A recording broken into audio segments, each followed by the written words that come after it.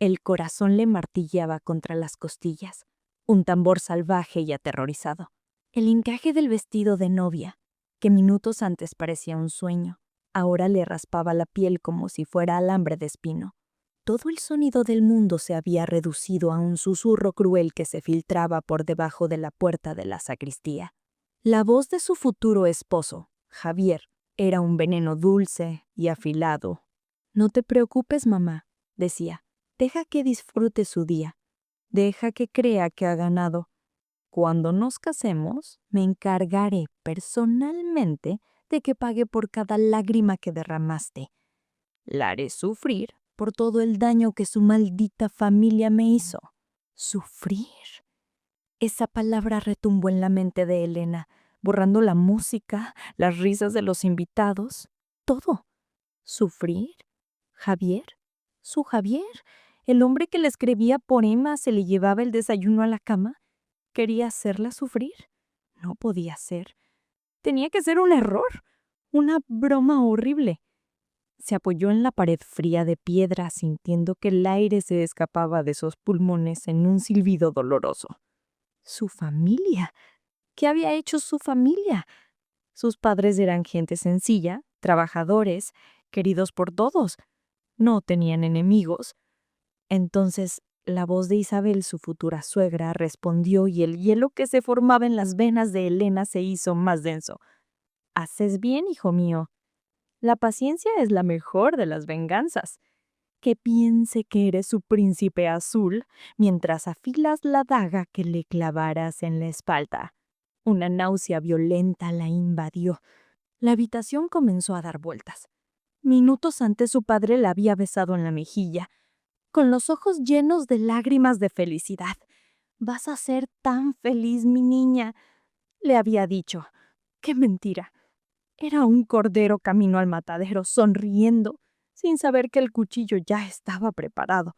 Un sudor frío le recorrió la espalda. Imaginó la vida que le esperaba. Sonrisas falsas en las cenas familiares, caricias que ocultaban odio, una vida entera siendo el objeto de una venganza secreta. No, no, no, no. No podía casarme. No podía dar un paso más hacia ese altar. Con las manos temblando se quitó el velo. Miró su reflejo en el viejo espejo de marco dorado, una extraña con los ojos desorbitados por el pánico. No había tiempo para pensar, solo para huir. El instinto de supervivencia gritaba más fuerte que cualquier duda.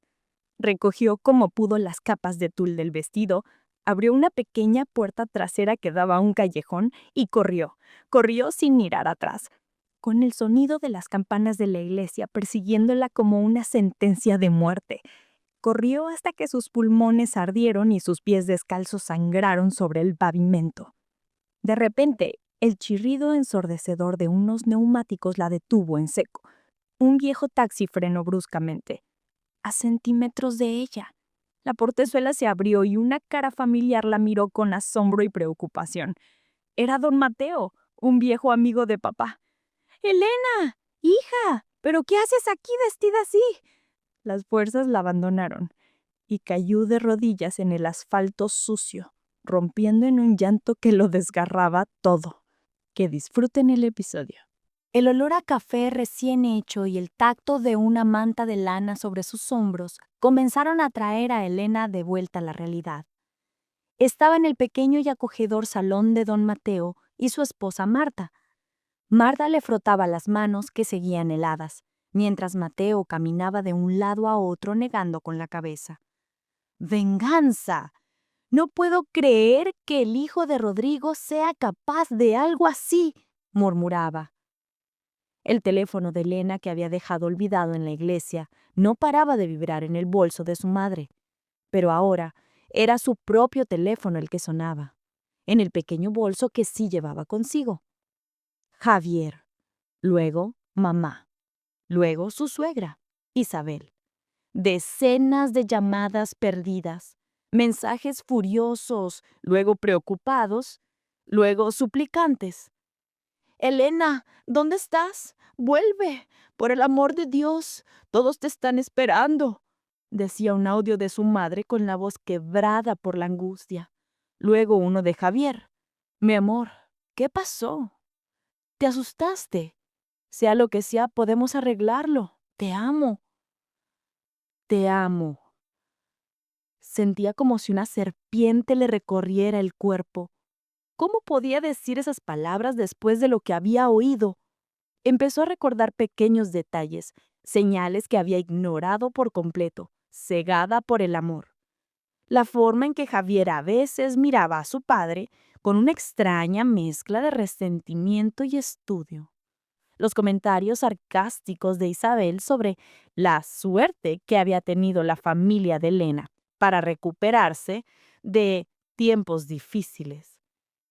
Eran piezas de un rompecabezas que ahora encajaban de una forma monstruosa. Marta le acercó una taza caliente. Hija, a veces el amor nos vuelve ciegos, ¿no creen? Ustedes, quienes escuchan esta historia, ¿alguna vez han ignorado una señal de alerta por no querer ver la verdad? Cuéntenme en los comentarios. Elena bebía un sorbo de café. El líquido cálido era un ancla en medio de la tormenta.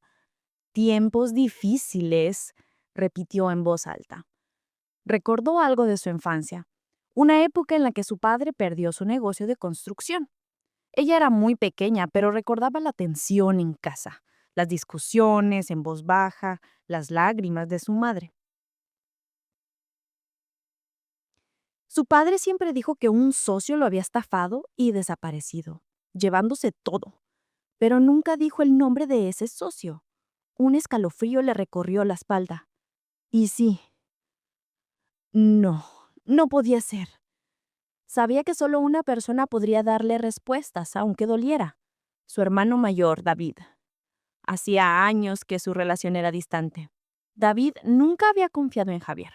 Siempre decía que era demasiado perfecto para ser real.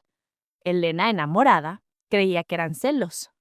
Ahora la advertencia de su hermano sonaba como una profecía.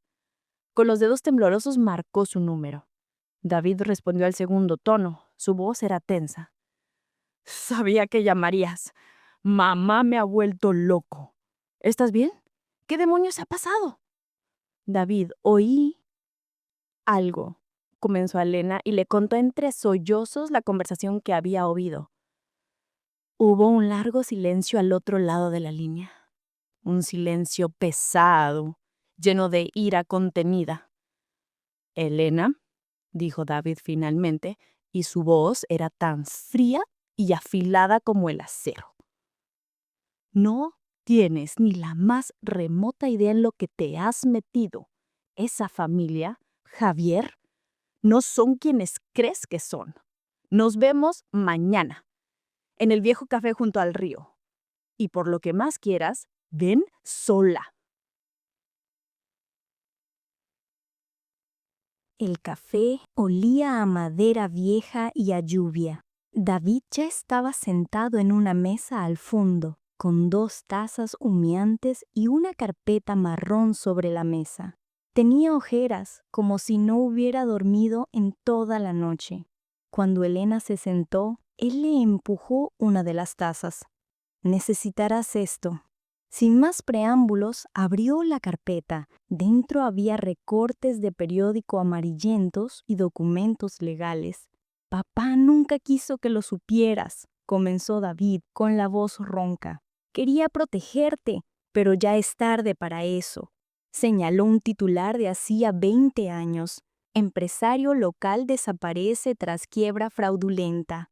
El socio que estafó a papá, continuó David, el hombre que lo dejó en la ruina y le provocó el infarto que casi lo mata, era Rodrigo Velasco, el padre de Javier. Elena sintió como si el suelo se abriera bajo sus pies. Rodrigo se llevó hasta el último céntimo, falsificó la firma de papá en préstamos que nunca podríamos pagar y se desvaneció. Tuvimos que venderlo todo. ¿Recuerdas que nos mudamos a casa de la abuela? Fue por eso. Isabel, la madre de Javier, siempre lo supo todo. Ella fue su cómplice. Todo cobró sentido. El odio de Isabel, la venganza de Javier, no era por algo que ella hubiera hecho. era una herencia de odio. Javier se había acercado a ella con un único propósito: terminar lo que su padre empezó, casarse con ella, probablemente para tener acceso a la pequeña empresa que su familia había logrado reconstruir con tanto esfuerzo y destruirla desde dentro, hacerla sufrir. Una nueva emoción reemplazó al miedo y al dolor: la ira, una ira fría y lúcida. Ya no era una víctima temblorosa, era la hija de un hombre al que habían intentado destruir. Gracias, David, dijo, y su voz ya no temblaba. Siento no haberte escuchado antes. Somos familia, respondió él, poniendo su mano sobre la de ella. Siempre. Esa tarde, Elena aceptó encontrarse con Javier. Él la esperaba en el parque donde le había pedido matrimonio, con un ramo de sus flores favoritas. Se acercó a ella con cara de arrepentimiento. Mi amor, estaba tan preocupado. No sé qué habrás oído, pero debe haber sido un malentendido. Elena lo dejó hablar, dejó que tejiera su red de mentiras. Y cuando terminó, ella simplemente dijo con una calma que lo desarmó: Rodrigo Velasco.